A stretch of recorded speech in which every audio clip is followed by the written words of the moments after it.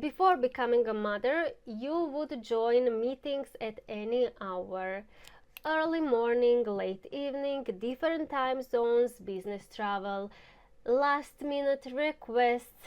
But then you became a mother. And suddenly the question wasn't, can you attend? The question became, what are you giving up if you do? And trust me, you are giving up a lot.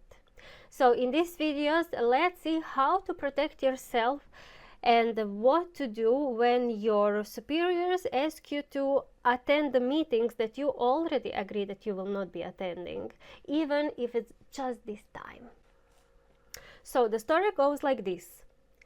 You saw the previous videos about setting up the boundaries and having your one-on-one with your manager, director when you come back from your maternity leave. You kind of set up the boundaries. You did it well, right? And between all of the boundaries, you said that you don't want to travel and that you don't want to have early morning meetings or late afternoon or late evening meetings, even if it's just a call. And your superior agreed on that. Yeah, so that's the point. You had a deal and they agreed on that.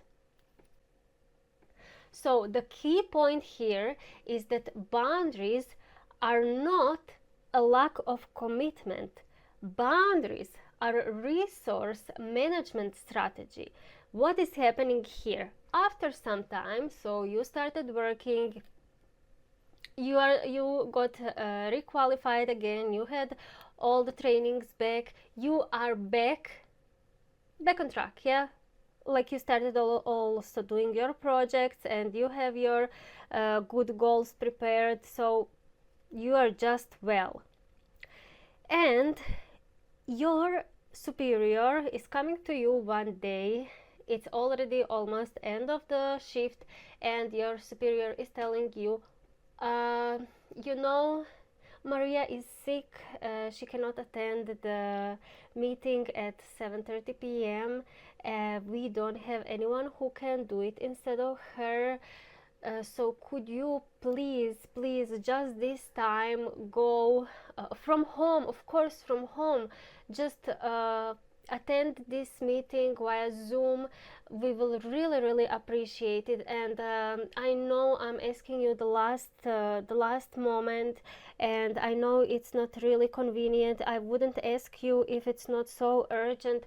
Please, would you could you be able to attend this meeting just this time?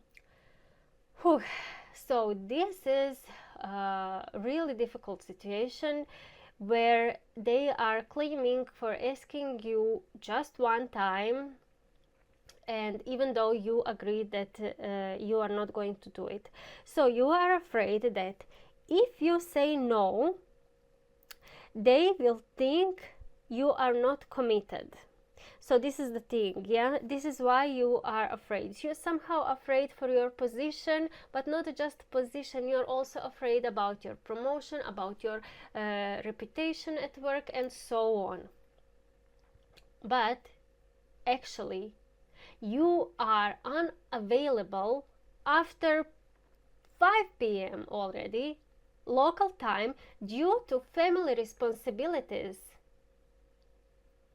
And that should be recorded. That should be put in the meeting notes, that you are not there. So I would like you to ask yourself, what kind of person is that he is asking you, and they know very well that you have small child at home, that you have to take care of your child, and they still ask you to do it. What kind of person is that?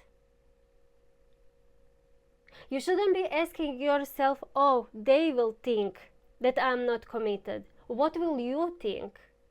This is the question. What will you think? And is this kind of environment toxic for you? If your team leader or manager agreed on your one-on-one that there will be no travel and no late meetings for you, why is he asking you to join this meeting? Think about it.